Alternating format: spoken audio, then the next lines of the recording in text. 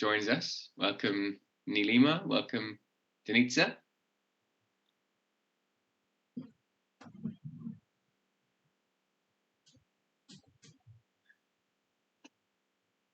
Maybe we can play a little bit of music while we're waiting.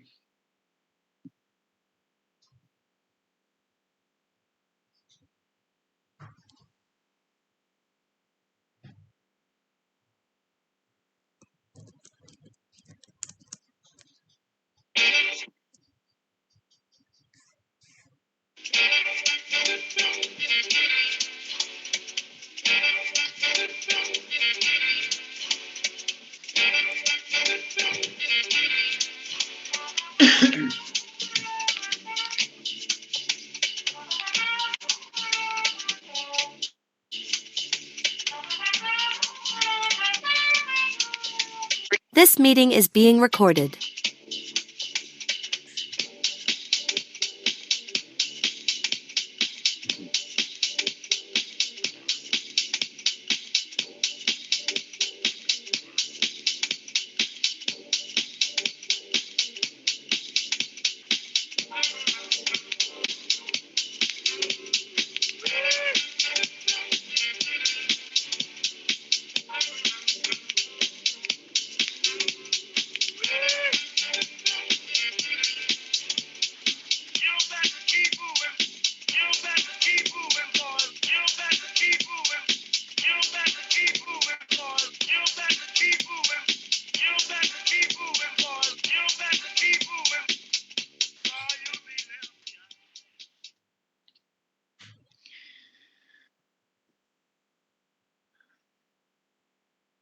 Okay, we're going to get started. Welcome, everyone. My name is Andy Hicks. I'm a life coach. I'm part of the Urban Yoga Lab family. And today we are doing a workshop on the most powerful habit you can learn in 2023. Today is Time to Talk Day. It's the nation's biggest mental health conversation. It happens every year. It's a day for family, friends, communities, and colleagues to come together, talk and listen and change lives. And hopefully that's what we're going to be doing today.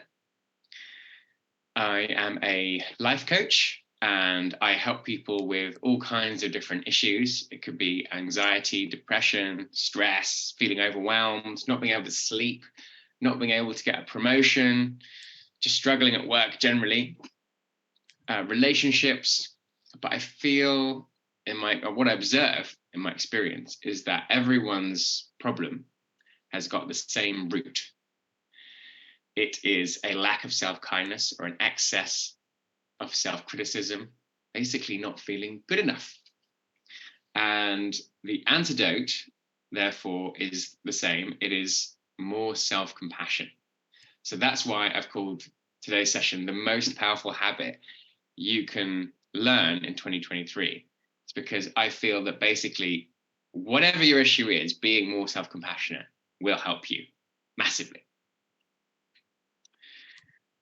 So hopefully this is going to be an interactive session. I'm going to be asking you some questions and getting you to do some exercises. We're going to do some meditation in the session. So it'd be great if you can be responsive on the chat as we go through. I want to make sure that you stay engaged and take away something like I really would like you to feel something as a result of this session. I'd like you to feel the impact of practicing self-compassion, how it can actually shift not only your mental state, but also your physiological state. You can feel physically different. So we're going to do some exercises. We're going to look at how being more aware of how we treat other people worse than ourselves very often. We're going to look at some science-backed ways that you can be more self-compassionate. And we're going to learn how to soothe feelings of inadequacy or shame. And Alex has asked me that I make this session more specifically tailored to HR directors. And I think that it is a topic that has a particular relevance to people in HR. I was reading a story about somebody who ended up in the Priory because of their depression. They had a really serious mental health breakdown. Excuse me. And they were an HR director. Tell me if you think this resonates with you. This is someone called Lucy Dodd, who was an HR director. As HR people, we spend so much of our time looking out for other people and solving their problems that we forget to look after ourselves. We often feel almost selfish putting ourselves first. Do you relate to that? Do you feel like sometimes it feels selfish to put yourself first working in HR? She said while she was going through group therapy at the Priory, we talked about the kind of people and characteristics that can make you prone to mental health problems like depression. Things like selflessness, wanting to solve other people's problems and feeling like you want to help. Basically everything we do in HR, she said, are the kind of things that make people prone to mental health problems. And if you add to this the fact that people in HR are often the first line of support for people in the organization, in the company who are struggling with their mental health, and often they haven't had, apparently only 32% of HR managers have had training in how to support people with their mental health. That's a huge challenge. People have said that HR expectations are higher than ever, that people feel stretched, challenged, and quite often unsupported, tight budgets, pressure increasing. HR is being expected as well to engineer solutions to profound cultural problems like mental health and diversity and inclusion at the same time as doing their day job. And on top of all of that, there can be this unhelpful pressure often heaped on HR, which is the expectation that because they're implementing the well-being strategies, they should be in tip-top mental health themselves. And if not, they're in some way failing. Can you relate to that? Do you feel like working in HR, you feel like you should be perfect? You should be the one who's dealing with stress really well, and you can't. It's hard for you to admit if you've got issues, you're struggling. Well, we're going to do a little exercise around this now, and it's an imagination exercise. And I'd like you to write a few notes. So if you could grab a pen, that would be helpful. So what I'd like you to do for a moment is close your eyes and reflect on time when there was a colleague, or maybe a few different colleagues, who were struggling in some way. Maybe something went wrong for them. Maybe they failed at something. Maybe you remember a time when you were talking to a colleague and they felt inadequate in some way. So picturing this colleague that's struggling. How do you typically respond to a colleague in such situations? Just picturing it, just imagining it for now. What do you say to someone who's struggling? What tone do you use?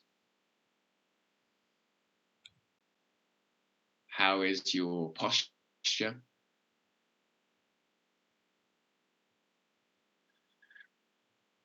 Any non-verbal gestures that you might be making?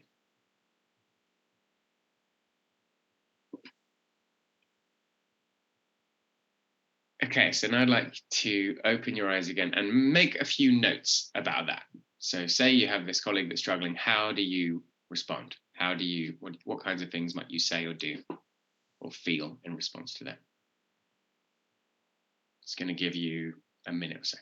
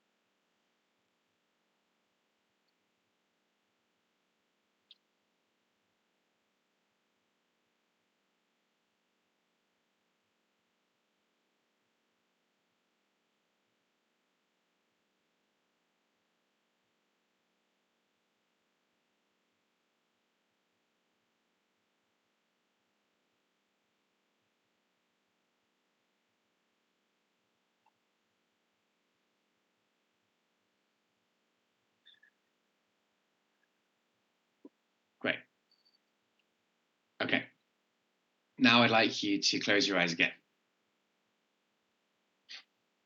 And we're going to imagine a slightly different scenario. Reflect on a time when you were struggling in some way. Something went wrong for you at work. You failed at something. You felt inadequate in some way. Can you remember a time, maybe a few different times, when you felt like, oh, really screw that up? That really went wrong. Felt really inadequate about that.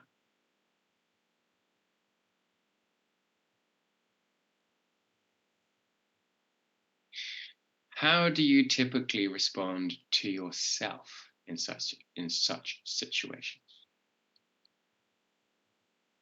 What do you say to yourself?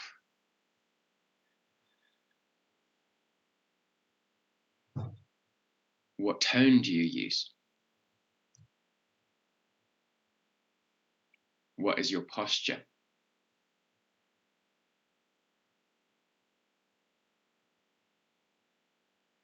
Any non-verbal gestures you might make?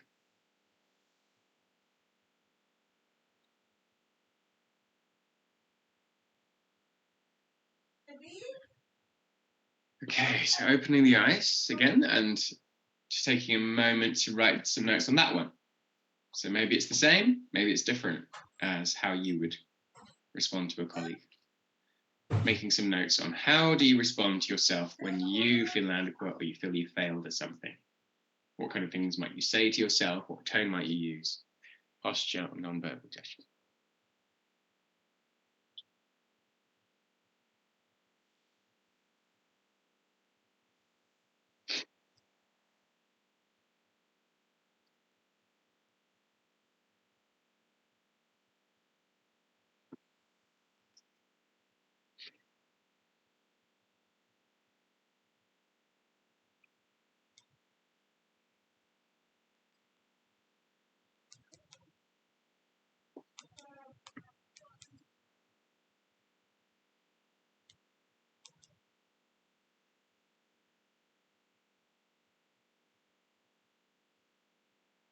So would anyone be willing to share something, either on the chat or unmuting yourself, about what you observed in the difference between those two, or maybe they weren't different, maybe they were the same.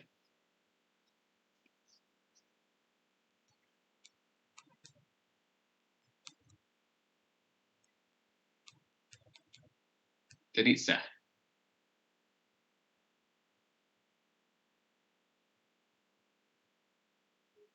Hello? Hello, welcome. Hi. Hello, everyone. For the first question, how I will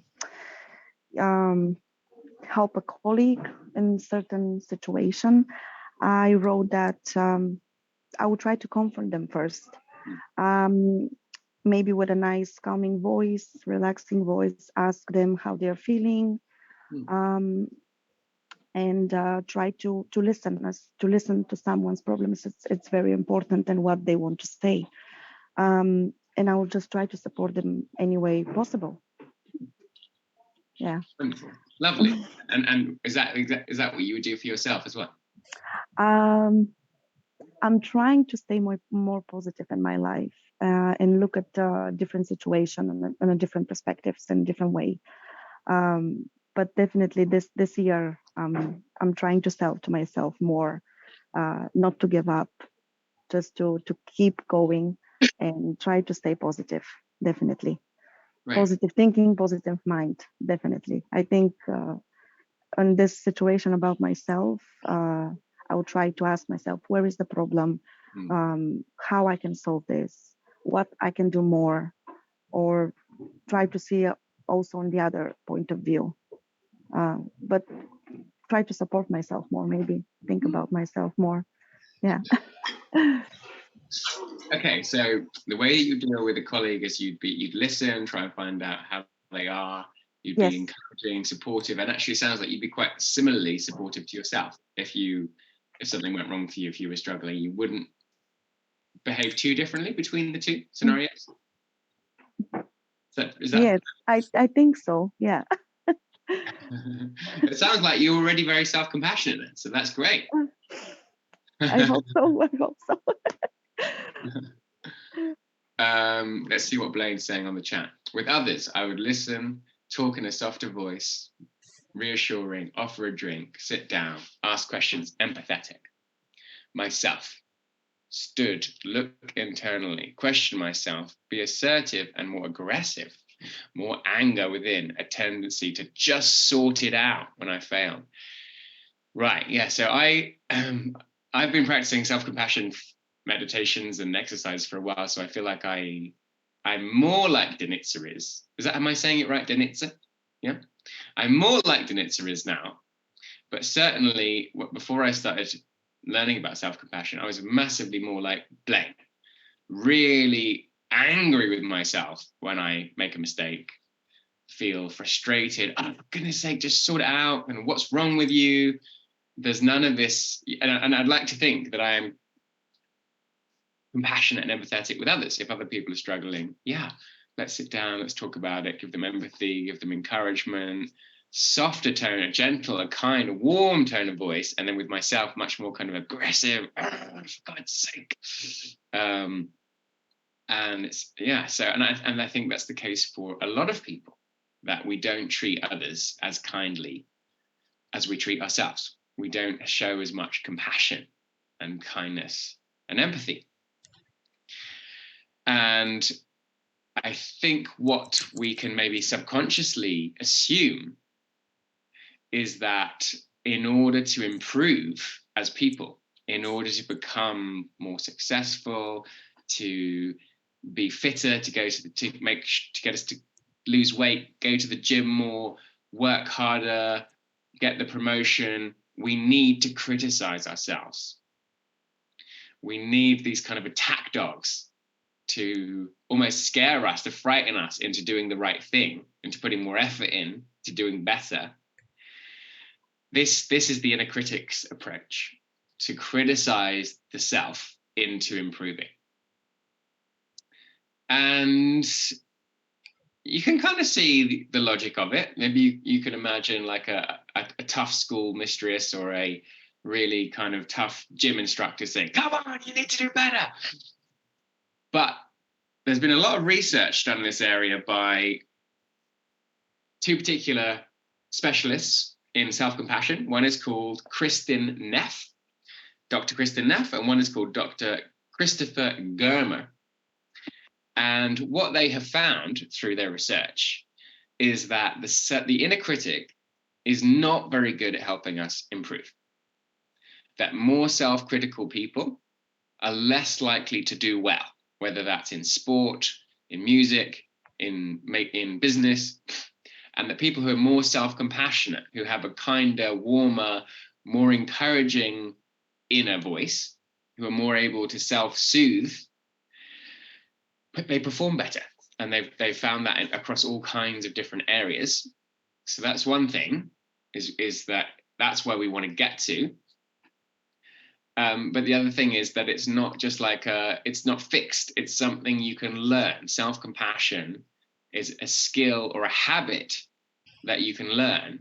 And I have found, and this is lots of people find this in the studies, is that you can measurably improve your ability to be kind to yourself and self-compassionate, and feel that you're not alone in your suffering or in feeling that you're not good enough, and learn to be more able to soothe yourself when you're feeling inadequate or ashamed of yourself.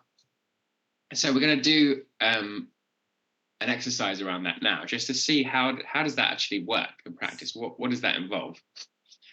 And there are 3 different components to mindful self-compassion that we're going to go through and then practice.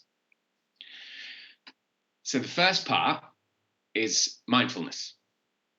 And when we're not being self-compassionate, so let's say that mindfulness is paying attention, being aware, noticing, turning towards the experience. What we tend to do when we're ashamed of our failure, of our inadequacy, is turn away. If we try to ignore it, pretend it didn't happen, distract ourselves with Instagram or chocolate. So the opposite of the turning away and ignoring the shame and the suffering and I'm not good enough is turning towards it, is the mindfulness of being aware and acknowledging I'm suffering. This is painful. This is difficult. Oh, I feel like I'm not good enough right now. The second component is called common humanity. So another one of the key characteristics of feeling that you're not good enough, feeling ashamed, is thinking that you're alone. I'm the only one that gets this anxious. I'm the only one that's this terrible at giving presentations.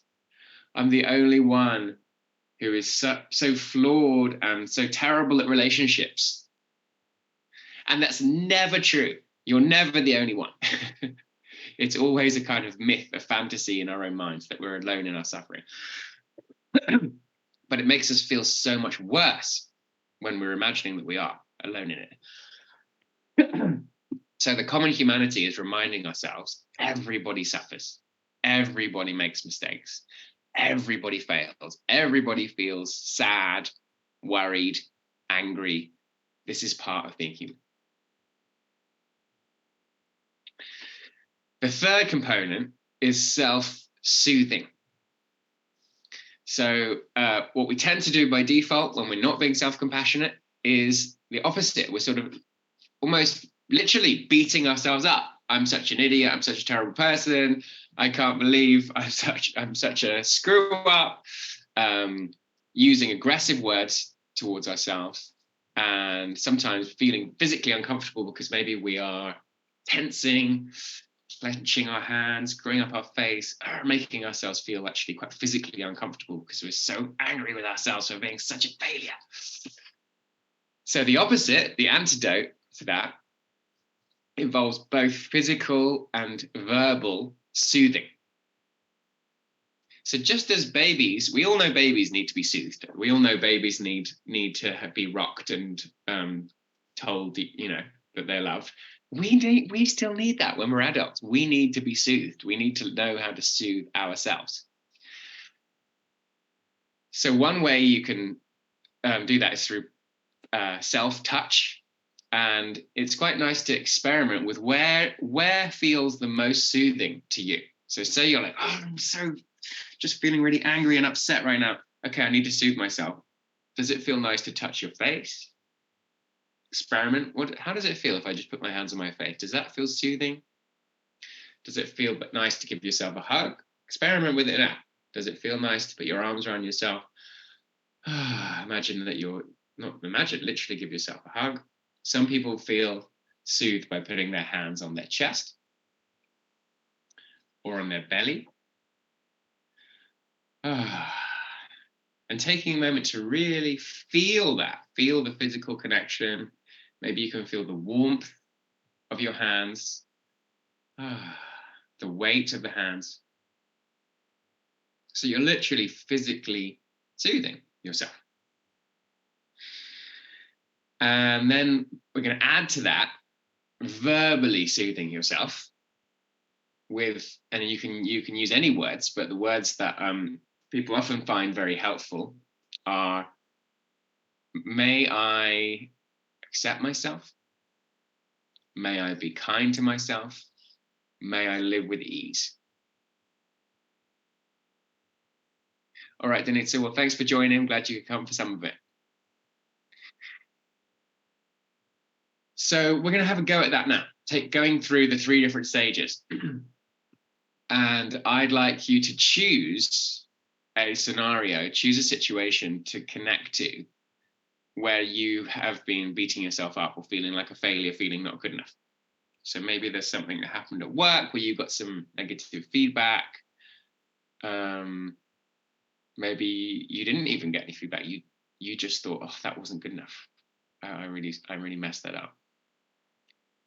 And you felt, inadequate in some way.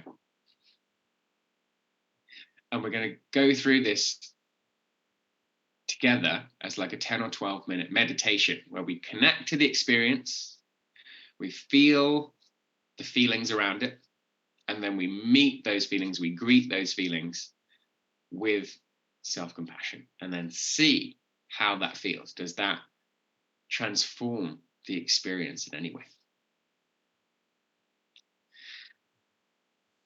So hopefully you've got a scenario, situation, or it could be like an ongoing thing. Like maybe you regularly beat yourself up about your body or your finances or a situation in your relationships. Any area of your life at all where you feel that you are self-critical. So setting yourself up for this meditation, putting your feet flat on the floor, having your hands relaxed in your lap. And we'll start with eyes open, just looking straight ahead with a soft gaze and taking some deeper breaths in through the nose and out through the mouth. Feeling the expansion of the body as you breathe in.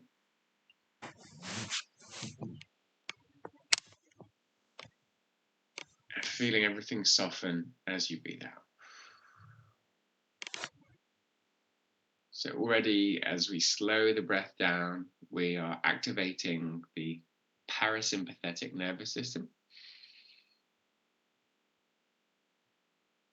So it's the opposite of the fight, flight, freeze response. It's the rest and digest response. Tells the mind and body that you're safe, that everything's okay. That you can relax. Closing the eyes now. Allowing the breath to return to its natural rhythm.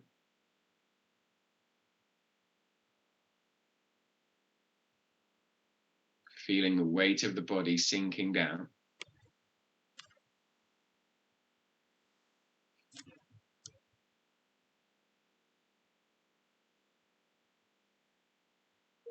Feeling the feet connecting to the floor.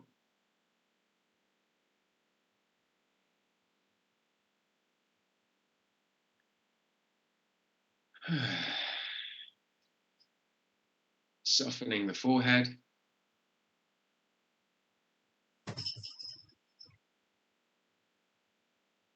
Softening the jaw.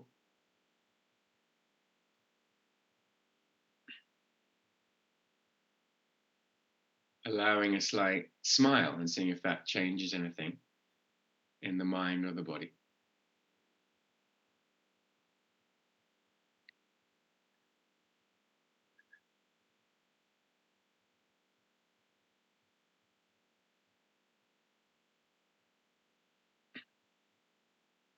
Allowing the shoulders to relax back and down a little bit more.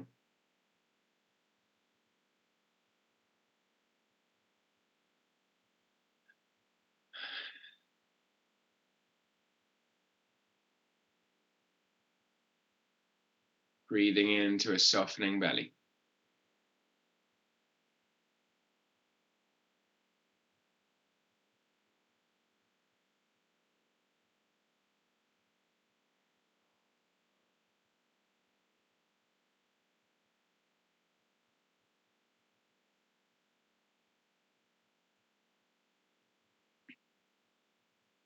Counting 1 as you breathe in, 2 as you breathe out, 3 as you breathe in, 4 as you breathe out, up to 10, and then starting again at 1.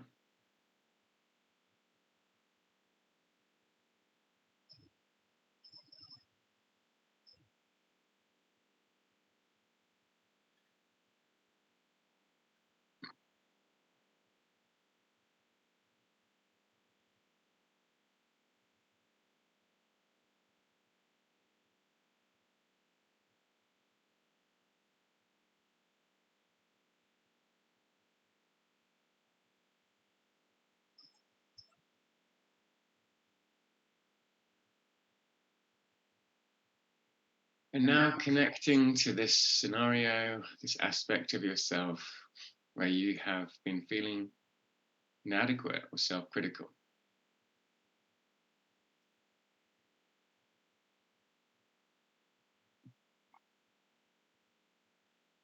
Any images that you associate with it.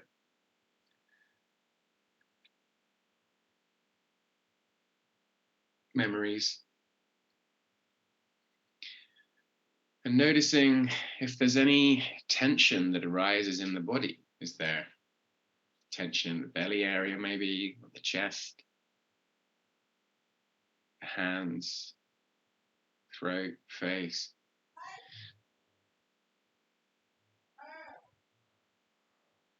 Is there any emotion? Is there fear, worry?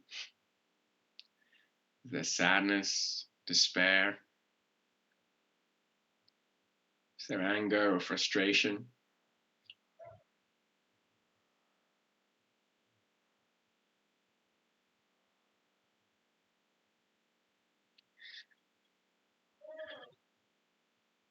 And if there is anything uncomfortable that arises,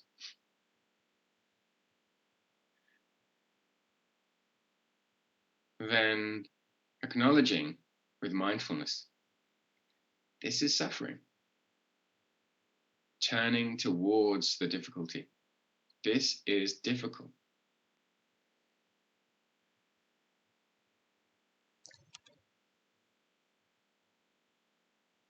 This is painful.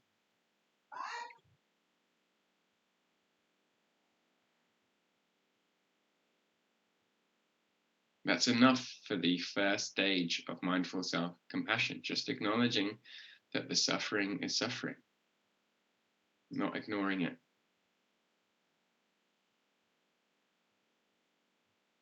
In the same way that you would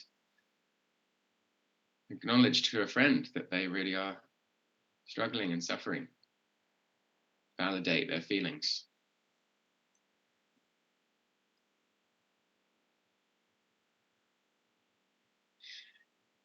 And now, connecting to a sense of common humanity. Everybody suffers. Every human being on this earth suffers physically, mentally, and emotionally.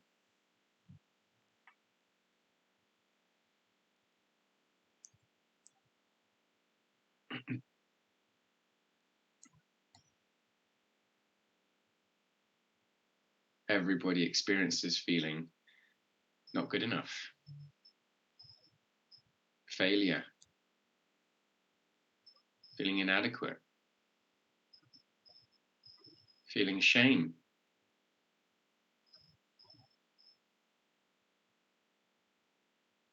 You're not alone in this. This is part of the human experience.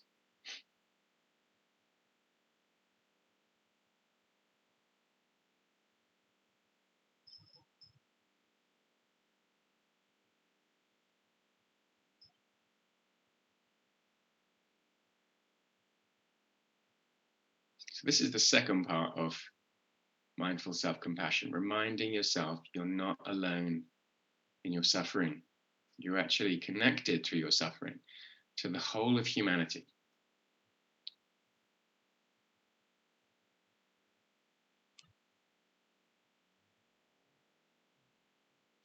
And now placing your hands somewhere on your body that feels soothing.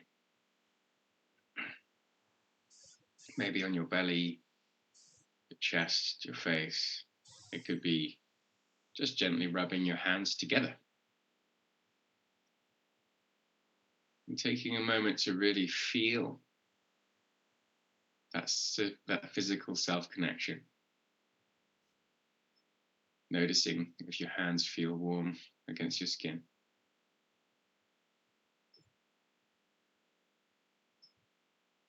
Feeling the weight of the hand as well. And imagining that your hands are sending kindness directly into your body.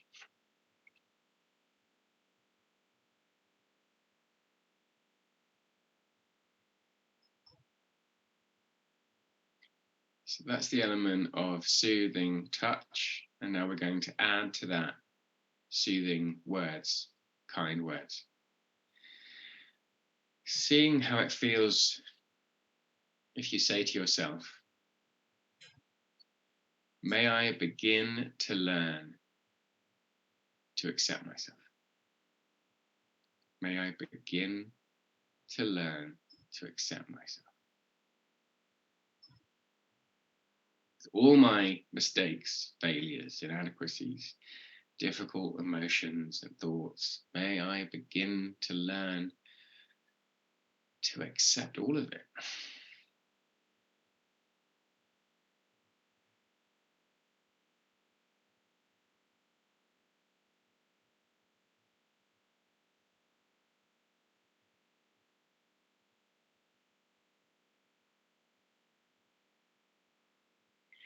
May I begin to learn to be kind to myself.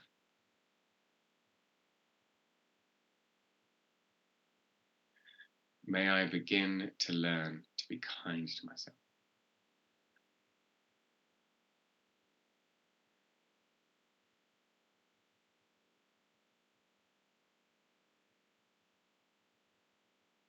May I live with ease.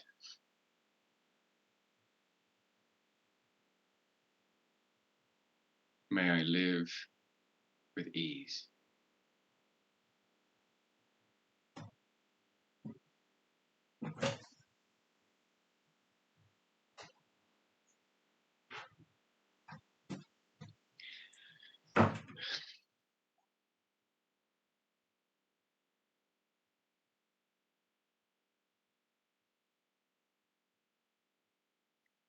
going to finish with a poem called The Guest House by Rumi. This being human is a guest house. Each morning, a new arrival, a joy, a depression, a meanness. Some momentary awareness comes as an unexpected visitor. Welcome and entertain them all, even if a crowd of sorrows violently sweeps your house empty of all its furniture. Treat each guest honorably. They may be clearing you out for some new delight. The dark thought, the shame, the malice. Greet them at the door, laughing, and invite them in. Be grateful for whoever comes, for each has been sent as a guide from beyond.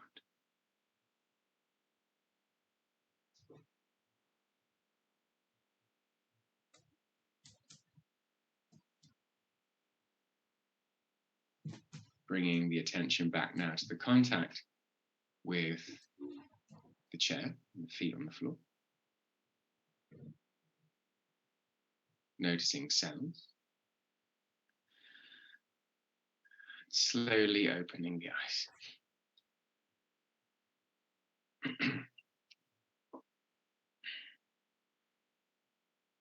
Taking a moment to notice if you feel any different from having done that meditation.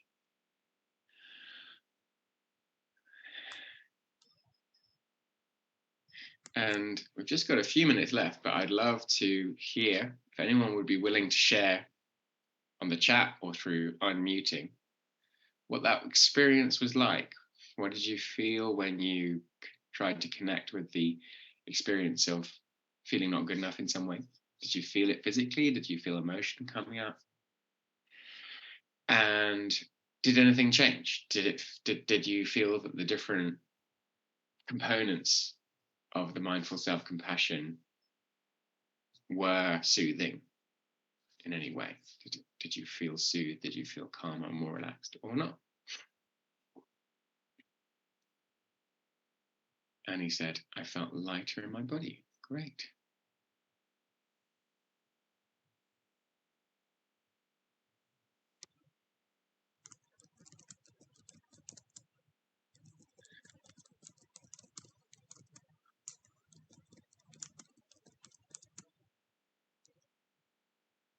think other people are typing.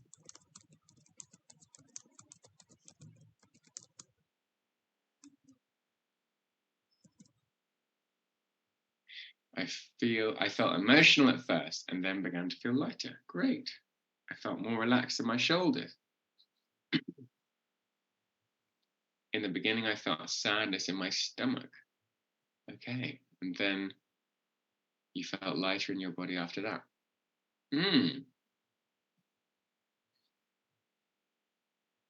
Great. Yeah, so that suggests that you're doing the mindfulness bit very well. You're feeling, and in Annie's case, the sadness in the stomach. Blaine was feeling a change in his shoulders.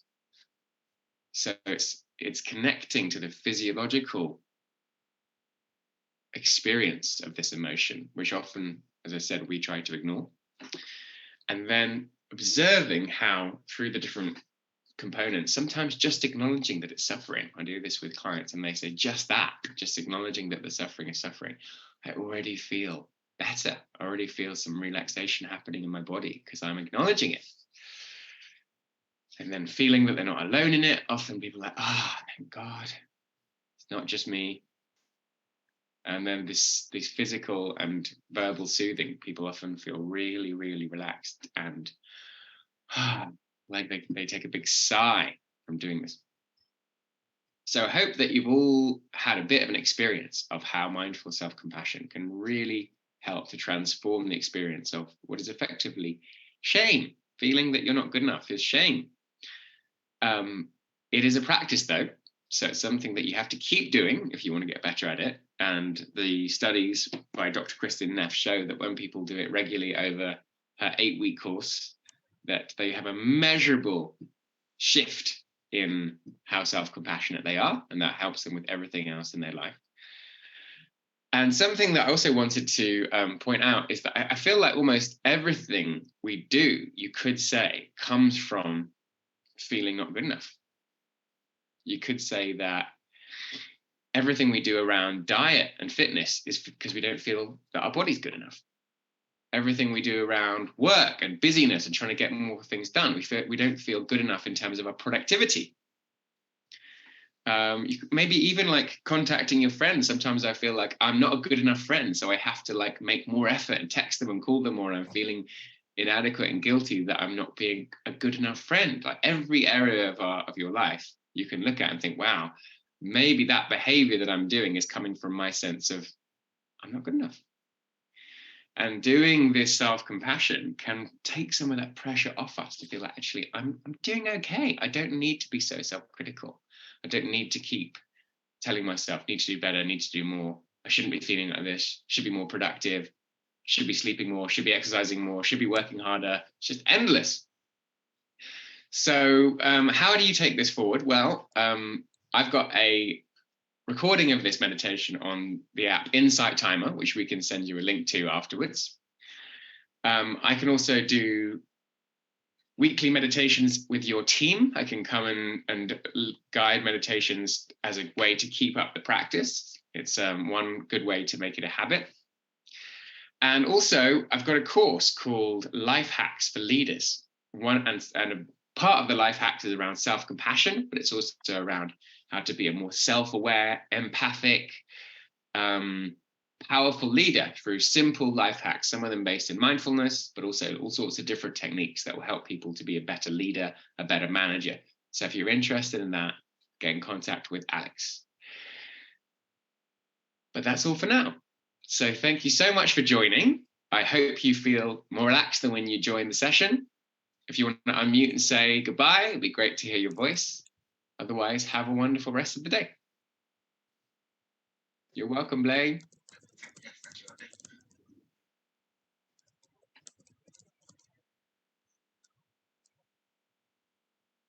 Thanks for joining, Michaela. Thanks, Nilima.